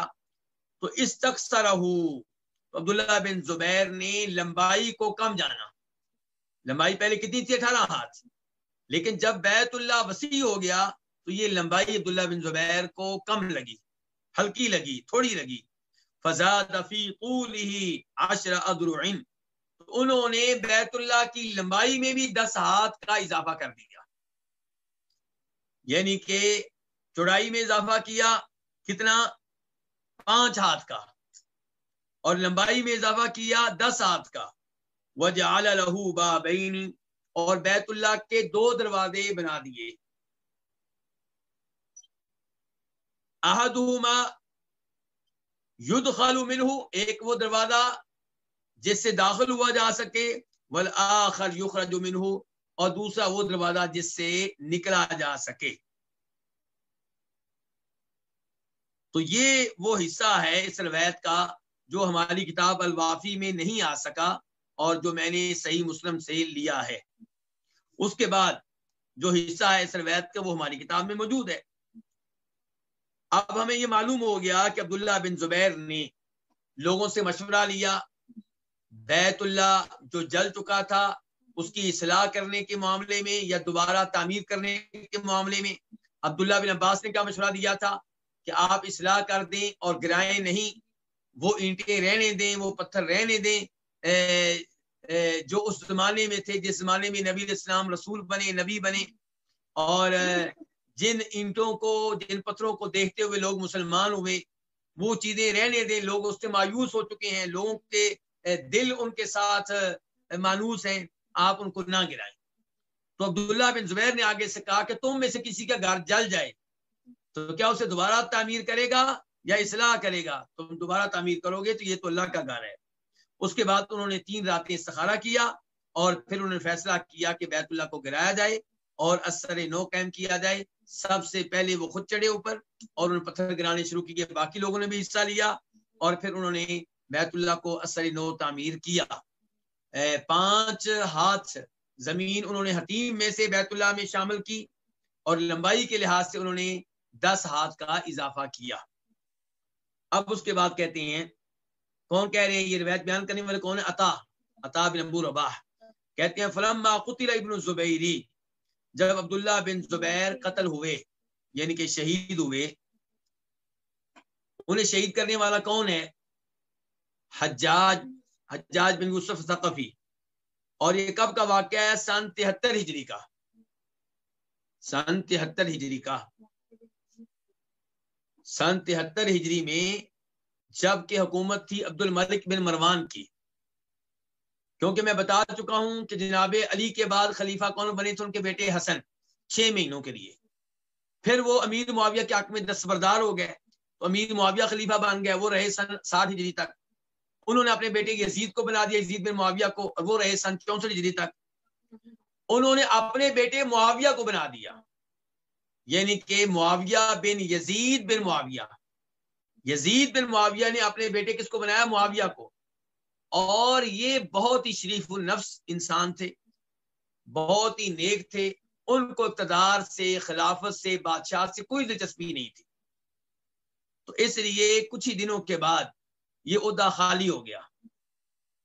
تو عبداللہ بن زبیر نے مکہ میں اپنی حکومت جو پہلے سے قائم کر رکھی تھی اس کو وسیع کر دیا، اور ان کی حکومت میں مدینہ بھی داخل ہو گیا، عراق کے کئی علاقے داخل ہو گئے، اور یعنی کہ اکثر علاقوں پہ ان کی امارت قائم ہو گئی، خلافت قائم ہو گئی سوائے شام کے۔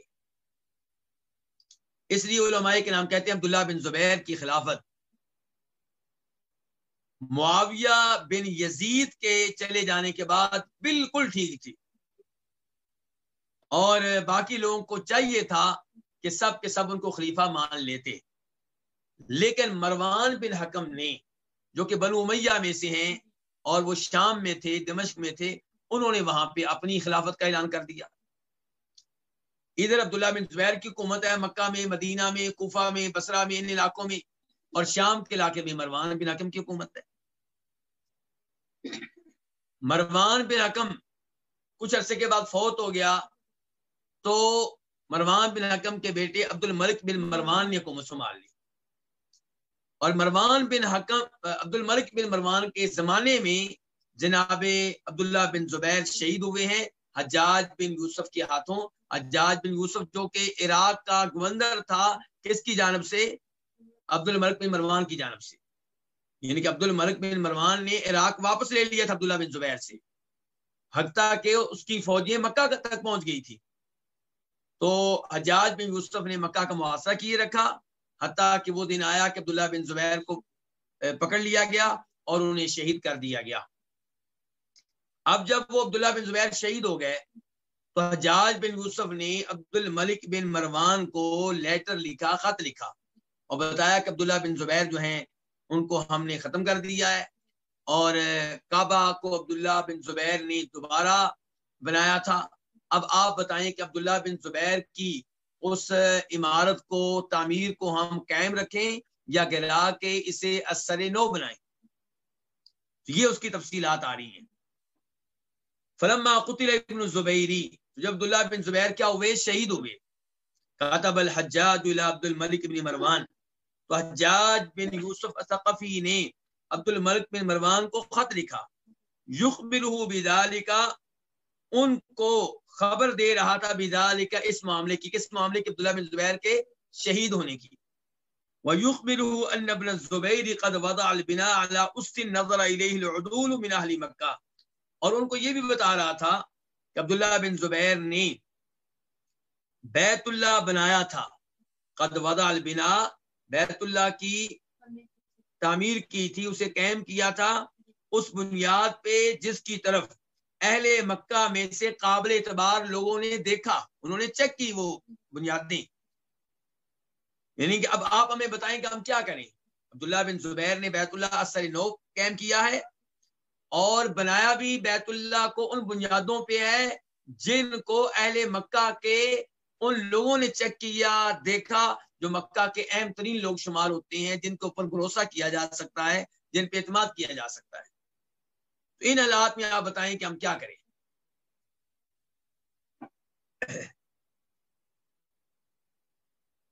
یہاں پہ حجاج بن یوسف کے بارے میں چند باتیں کہنا چاہوں گا.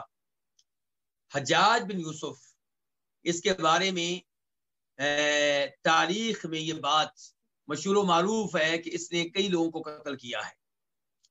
اس لحاظ سے اس سے ظلم و زیادتی یقیناً ہوئی ہے، لیکن یاد رہے کہ وہ کافر نہیں ہے.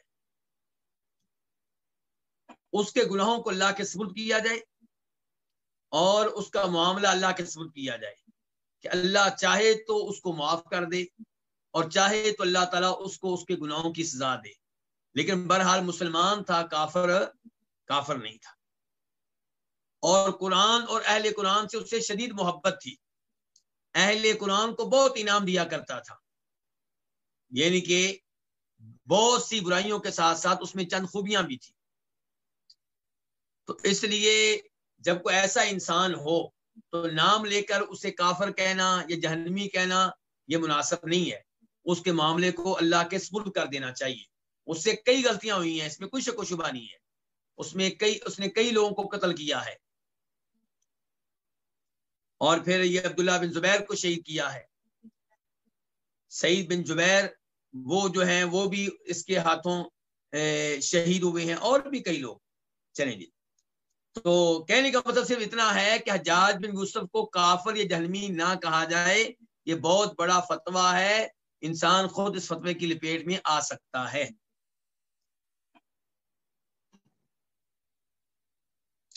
تو فکتب الیہ عبد الملک، اب حجاج نے لیٹر لکھ دیا کس کو؟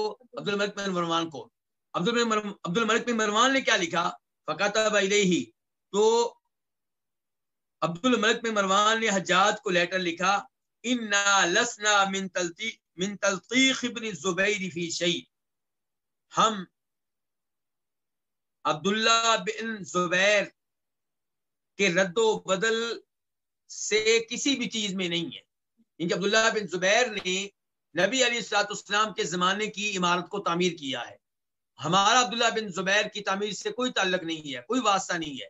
یعنی کہ مطلب یہ ہے کہ اس کو گراؤ اور دوبارہ ویسے بناؤ جیسے اللہ کے رسول کے زمانے میں تھا. یہ کون کہہ رہا ہے؟ عبد الملک بن مروان. عبد الملک بن مروان کے بارے میں بھی میں یہ کہہ دوں کہ حکومت سنبھالنے سے پہلے کا جو اس کا ریکارڈ ہے بڑا شاندار ہے. عالم دین تھا، فقیہ تھا، حدیث کا علم لیتا رہا ہے، علماء کرام کے پاس بیٹھتا رہا ہے. بادشاہ بننے سے پہلے خلیفہ بننے سے پہلے اس کا ریکارڈ بھی بہت اچھا ہے. لیکن جب خلیفہ بنا ہے تو اس سے بھی کئی غلطیاں ہوئی ہیں. لیکن یہ بھی غلطیاں، اس کی غلطیاں بھی اتنی نہیں ہیں کہ آپ اس کو کافر کہیں یا جہنمی کہیں، بلکہ بعد میں جو حکمران آئے ہیں جن میں سے کئی کا تذکرہ ہم بڑے اچھے انداز سے کرتے ہیں، ان میں سے کئی لوگوں سے بہتر ہے. تو عبد الملک بن مروان کیا کہہ رہا ہے کہ عبداللہ بن زبیر کے رد و بدل سے ہمارا کوئی تعلق واسطہ نہیں ہے، ہم اس کے ذمہ دار نہیں ہیں. اما ما زاد فی طولہ فاقرہ، جہاں تک تعلق ہے اس اضافے کا جو اس نے بیت اللہ کی لمبائی میں کیا ہے تو اس کو برقرار رکھو. عبداللہ بن زبیر نے جو بیت اللہ کی لمبائی میں اضافہ کیا، اونچائی میں اضافہ کیا، اس کو برقرار رکھو. وَأَمَّا مَا زَادَ فِي مِنَ الْحِجْرِ فَرُدَّهُ إِلَى بِنَائِهِ، اور جو انہوں نے اضافہ کیا ہے اس میں، کس میں؟ بیت اللہ میں، من الحجری، حتیم کی زمین سے، فَرُدَّهُ، تو بیت اللہ کو واپس لوٹا دو، إِلَى بِنَائِهِ، اس کی پہلی تعمیر کی طرف. یعنی کہ حتیم کا وہ حصہ باہر نکال دو جو عبداللہ بن زبیر نے شامل کیا ہے. وَسُدَّ الْبَابَ الَّذِي فَتَحَهُ، اور اس دروازے کو بند کر دو جو انہوں نے کھولا ہے. کنہوں نے؟ عبداللہ بن زبیر نے. یعنی کہ اللہ کے رسول کے زمانے میں ایک دروازہ تھا صلی اللہ علیہ وسلم، عبداللہ بن زبیر نے 2 دروازے بنا دیے، وہ دروازہ ختم کرو، ایک ہی رہنے دو. فنقضہ، چنانچہ اب حجاج بن یوسف نے بیت اللہ کو گرایا. وَأَعَادَهُ إِلَى بِنَائِهِ، اور اس کو لوٹا دیا اس کی پہلی تعمیر کی طرف جو اللہ کے رسول علیہ السلام کے زمانے میں موجود تھی. اور یہ کب کام کیا ہے حجاج بن یوسف نے؟ سن 73 ہجری میں. سن 73 ہجری میں. یہاں پہ میں یہ بتانا چاہوں گا کہ عبداللہ بن زبیر نے بنایا ابراہیم علیہ السلام کی بنیادوں پہ، حجاج نے دوبارہ قائم کر دیا ان بنیادوں پہ جو اللہ کے رسول کے زمانے میں تھی. تو پھر ہارون رشید کے زمانے میں، ہارون رشید بھی ایک خلیفہ گزرے ہیں، ان کے زمانے میں بھی ایسا ہونے لگا. تو امام مالک نے کہا تھا کہ امیر المؤمنین یہ بیت اللہ کو کھیل تماشا نہ بناؤ کہ جو بھی بادشاہ آئے وہ اس میں اپنی تبدیلی کرے، کوئی ابراہیم علیہ السلام کی بنیادوں پہ اور کوئی اللہ کے رسول علیہ السلام کے زمانے کی بنیادوں پہ، تو بیت اللہ کو کھیل تماشا نہ بناؤ۔ تو اس کے بعد سے پھر بیت اللہ اب وہی اسی طرح ہے جیسے کس کے زمانے میں تھا، نبی علیہ السلام کے زمانے میں تھا، یہ کہ دوبارہ اس کو بنایا گیا ہے لیکن انہی بنیادوں پہ جو نبی علیہ السلام کے زمانے میں تھی۔ وفی روایت لمسلم ایضا، مسلم شریف کی ایک روایت میں یہ بھی ہے، کیا ہے، عن عبداللہ بن عبید، کہ روایت ہے عبداللہ بن عبید بن عمیر اللیثی سے، قال وہ کہتے ہیں وفد الحارث بن عبداللہ علی عبد الملک بن مروان فی خلافتہ، حارث بن عبداللہ بن ابی ربیعہ مخزومی عبد الملک بن مروان کے پاس آیا، فی خلافتی، ان کی خلافت کے زمانے میں، کن کی خلافت؟ عبد الملک بن مروان کی خلافت۔ فقال، تو اس نے کہا، کس نے کہا؟ نہیں، فقال عبد الملک، تو عبد الملک نے کہا، کس نے کہا؟ عبد الملک بن مروان، کس سے کہہ رہا ہے؟ حارث سے، ما اظن ابا خبیب یعنی ابن الزبیری سمع من عائشہ ما کان یزعم انه سمعه منها، میں نہیں خیال کرتا ابو خبیب کو، ابو خبیب سے مراد عبداللہ بن زبیر ہیں، ان کی کنیت ہے ابو خبیب، تو عبد الملک بن مروان کہہ رہا ہے کہ میرا نہیں خیال کہ ابو خبیب نے یعنی کہ عبداللہ بن زبیر نے سمع من عائشہ، ام المؤمنین عائشہ سے سنا ہے، ما کان یزعم، جس کے بارے میں وہ دعویٰ کرتے ہیں کہ انہوں نے ان سے سنا ہے، ایک عبداللہ بن زبیر یہ دعویٰ کرتے ہیں کہ میں نے سنا ہے کہ جناب عائشہ کہہ رہی تھی کہ اللہ کے رسول نے فرمایا میری خواہش ہے کہ بیت اللہ کو میں ابراہیم اسلام کی بنیادوں پہ قائم کروں، لیکن مجھے خطرہ ہے اپنی تمہاری قوم سے۔ تو یہ باتیں جو عبداللہ بن زبیر کرتے ہیں مجھے نہیں لگتا کہ انہوں نے جناب عائشہ سے سنی ہے۔ کون کہہ رہا ہے؟ عبد الملک بن مروان کہہ رہا ہے، یعنی کہ وہ سمجھتا ہے شاید عبداللہ بن زبیر نے غلط کہا ہے، تو یہ الفاظ عبد الملک بن مروان کے غیر مناسب ہیں، عبداللہ بن زبیر صحابی ہیں، ان پہ شک و شبہ کرنا مناسب نہیں ہے۔ تو عبد الملک کہہ رہا ہے ما اظن ابا خبیب، میں نہیں گمان کرتا، میرا نہیں خیال ابو خبیب کے بارے میں کہ انہوں نے سنا ہوگا جناب عائشہ سے ما کان یزعم، وہ جس کے بارے میں وہ دعویٰ کرتے ہیں کہ انہوں نے ان سے سنا ہے۔ قال الحارث، تو حارث کہنے لگے بلا، کیوں نہیں، عبداللہ بن زبیر نے سنا ہے، بلکہ انا سمعتہ منہا، یہ الفاظ تو میں نے سنے ہوئے ہیں جناب عائشہ سے، عبداللہ بن زبیر نے کیوں نہیں سنے ہوں گے، میں نے بھی سنے ہوئے ہیں جناب عائشہ سے۔ قال، عبد الملک بن مروان کہنے لگا سمعتها تقول ماذا، تو نے انہیں سنا ہے وہ کیا کہہ رہی تھی، کہ تو نے ام المومنین عائشہ سے سنا ہے کیا کہہ رہی تھی، مجھے بتاؤ پھر کیا کہہ رہی تھی۔ قال، تو حارث کہنے لگے قالت ام المومنین عائشہ کہہ رہی تھی قال رسول اللہ صلی اللہ علیہ وسلم، کہ فرمایا نبی علیہ السلام نے ان قومکی استخسروا من بنیان البیت، کہ بے شک تمہاری قوم نے بیت اللہ کی بنیادوں میں کمی کر دی ہے، کہ بیت اللہ کی وہ بنیادیں جو ابراہیم علیہ السلام کے زمانے میں تھی ان میں کیا کر دی ہے، کمی کر دی ہے۔ ولولا حداثت عہدہم بالشرک اعدتم ما ترکوا منہ، اور اگر ان کا زمانہ شرک قریب نہ ہوتا تو میں لٹا دیتا اس حصے کو جس کو انہوں نے چھوڑ دیا ہے، ان کے بیت اللہ کا وہ حصہ جو انہوں نے باہر کر دیا ہے میں اس کو دوبارہ اندر لے آتا، اندر لٹا دیتا، اس کو اللہ کا حصہ بنا دیتا۔ فَإِن بَدَا لِهُ، تمہاری قوم کے لیے، من بعدی، میرے بعد، کیا ظاہر ہو کہ ان یبنو، کہ وہ اس کو بنائیں، کس کو، بیت اللہ کو۔ اللہ کے رسول کہہ رہے ہیں ام المؤمنین عائشہ سے کہ میرے فوت ہو جانے کے بعد، میرے دنیا سے چلے جانے کے بعد اگر تمہاری قوم کبھی یہ فیصلہ کرے کہ بیت اللہ کو ابراہیم علیہ السلام کی بنیادوں پہ قائم کیا جائے، فہلومی، تو آؤ، لیوریا کی، تاکہ میں تمہیں دکھاؤں، ما ترکوا منہ، بیت اللہ کا وہ حصہ جو انہوں نے چھوڑ دیا۔ فَإِن بَدَا لِقَوْمِكِ، اگر تمہاری قوم کے لیے ظاہر ہو، انہیں احساس ہو اس بات کا میرے بعد کہ وہ بیت اللہ کو بنائیں ان کے ابراہیم اسلام کی بنیادوں پہ، فہلومی، تو آؤ، تاکہ میں تمہیں دکھا دوں وہ حصہ جس کو انہوں نے ترک کر دیا ہے، چھوڑ دیا ہے، بیت اللہ کے باہر کر دیا ہے۔ فَأَرَاهَا قَرِيبًا مِّن سَبْعَةِ أَذْرُعٍ، تو نبی علیہ الصلوۃ والسلام نے جناب عائشہ کو تقریباً 7 ہاتھ دکھائے۔ کتنے ہاتھ؟ پہلے کتنے ہاتھ آئے تھے؟ 5۔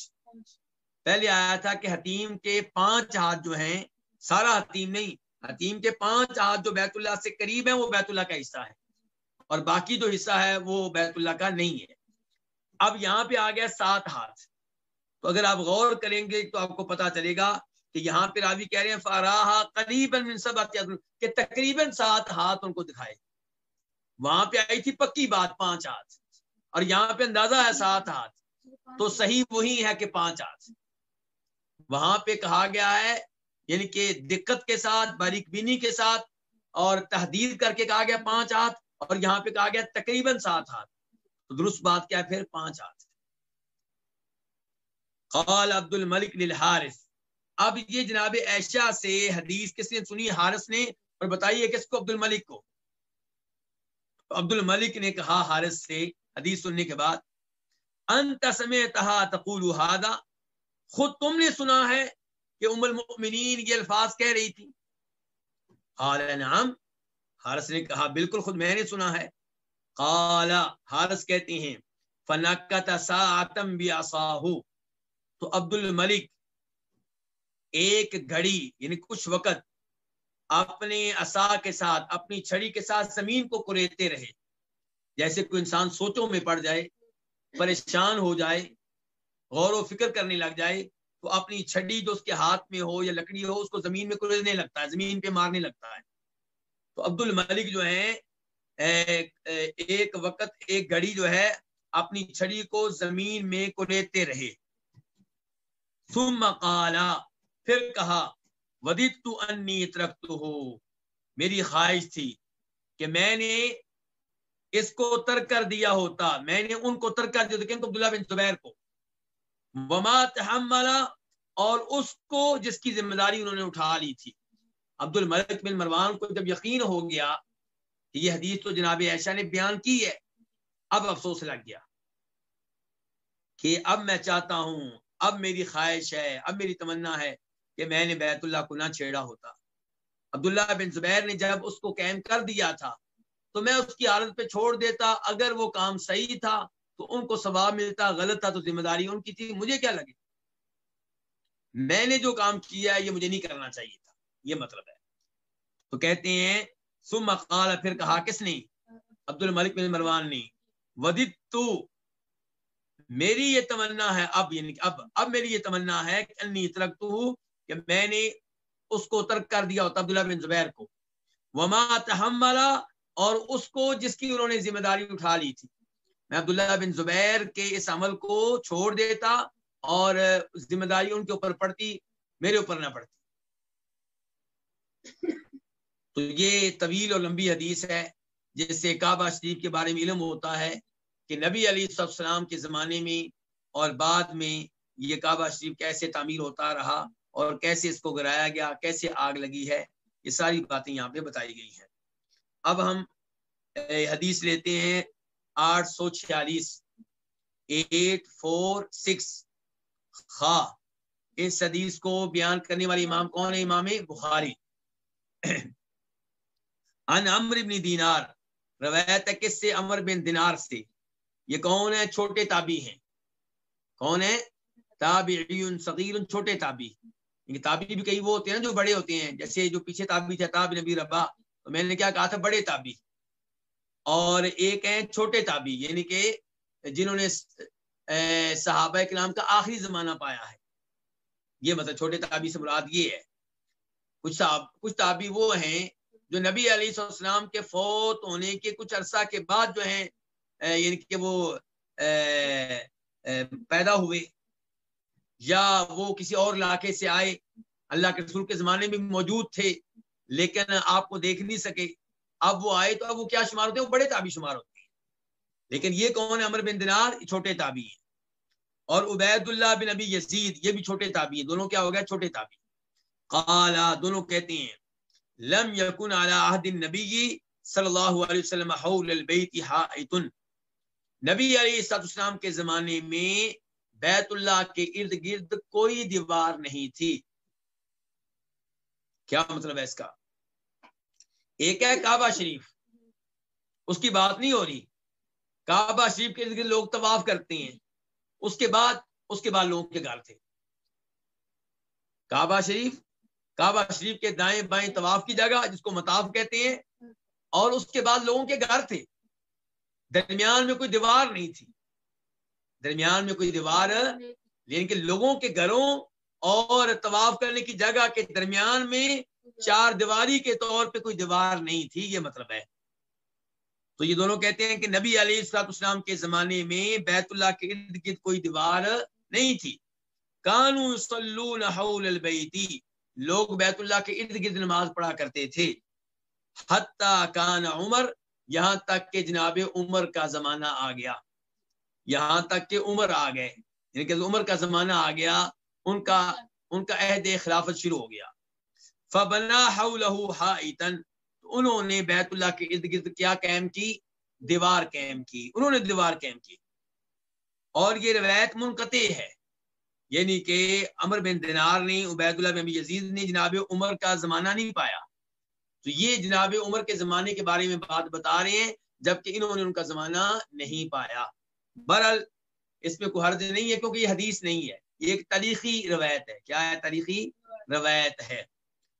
قال عبید اللہ کہتے ہیں، یعنی کہ وہی دو راوی تھے نا شروع میں، ایک عمر بن دینار اور ایک عبید اللہ بن ابی یزید، دونوں تابعی تھے چھوٹے، ان میں سے عبید اللہ کہتے ہیں جدرہ قصیر، یہ دیوار چھوٹی تھی۔ کون سی دیوار؟ جو جناب عمر فاروق نے قائم کی تھی، وہ دیوار کیا تھی؟ چھوٹی تھی۔ فبناہ ابن الزبیر، تو پھر اس کو قائم کیا عبداللہ بن زبیر نے۔ عبداللہ بن زبیر نے اس دیوار کو بلند و بالا بنا دیا، تو پھر کیا ہو گیا؟ کعبہ شریف کے ارد گرد طواف کی جگہ، اور آگے یہ عالی شان دیوار، اور اس کے بعد پھر لوگوں کے گھر تھے۔ تو اس انداز سے کعبہ شریف رہا ہے، اور کعبہ شریف کا ارد گرد کا علاقہ اس انداز سے رہا ہے۔ تو یہ یعنی کہ حدیث تھی لمبی اور اس کے بعد مختصر۔ اب چونکہ آپ لوگوں کا وقت قریب ہے، تو جو نئے ابواب ہیں انشاءاللہ ان کا آغاز آئندہ درس سے ہوگا۔ تو میں آج کے درس کا یہیں پہ اختتام کرتا ہوں۔ اللہ رب العزت ہمارے علم میں اضافہ فرمائے، اللہ تعالی ہمیں اپنے شاعر سے محبت کرنے کی توفیق دے۔ کعبہ شریف اللہ کے شاعر میں سے ہے، مینا، مزدلفہ، عرفات، یہ چیزیں اللہ کے شاعر میں سے ہیں، اور ادھر اذان وغیرہ یہ چیزیں بھی اللہ کے شاعر میں سے ہیں۔ اللہ تعالیٰ ان تمام چیزوں کا احترام کرنے کی توفیق دے۔ آئندہ درس میں بیان ہوگا کعبہ کے گرائے جانے کے بارے میں، یعنی کہ جب کعبہ کے دشمن گرائیں گے، اور حجر اسود کی فضیلت کے بارے میں، اور یہ کہ نبی علیہ السلام نے کیسے اس سے بتوں کو، مجسموں کو نکالا تھا، اور آپ کعبہ میں کیسے داخل ہوئے، نماز ادا کی۔ یہ اس قسم کی باتیں انشاءاللہ آئندہ درس میں آئیں گی۔ اللہ رب العزت تمام دروس میں حاضر ہونے کی توفیق دے، اور ہم سب کو اخلاص دے۔ وآخر دعوانا الحمدللہ رب العالمین۔